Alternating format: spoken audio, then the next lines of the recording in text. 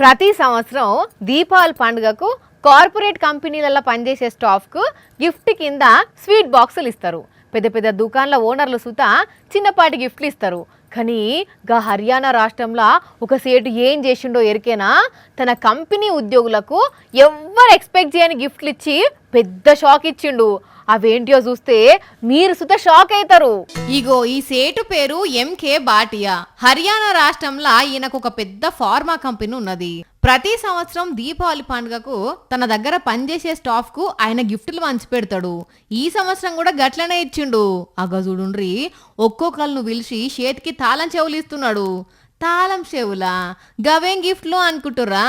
అవి కొత్త కారు బాపదు తాళం చెవులు అన్నట్టు.